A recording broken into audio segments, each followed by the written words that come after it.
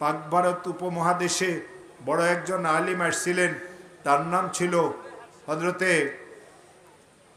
মুজাদ্দেদে আলফে সানি রহমতুল্লাহ আলাই, শেখ আহমদ সরহান্দি রহমতুল্লাহ আলাই। তিনি তার কিতাবে লিখেছেন, কোনো মুসলমান যদি বিপদগ্রস্ত হয়, ঋণ অনেক হয়ে গেছে, আদায় হয় না, ছেলেটা খারাপ হয়ে গেছে, আব্বা আম্মাকে মানে না, মেয়েটা অনেক বড় হয়ে গেছে, বিবাহ হয় না,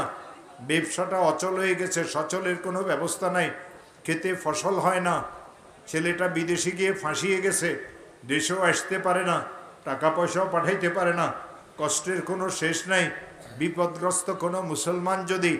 ইশারের নামাজের পরে 100 বার দরুদ শরীফ পড়ে, যেই দরুদ শরীফ সে পড়তে জানে,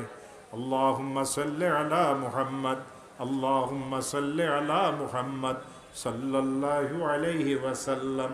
সাল্লাল্লাহু আলাইহি ওয়াসাল্লাম, যেই দরুদ শরীফ সে পড়তে জানে 100 বার এই দরুদ শরীফ পড়বে, এরপরে 499 বার পড়বে লা হাওলা ওয়ালা কুওয়াতা ইল্লা বিল্লাহ,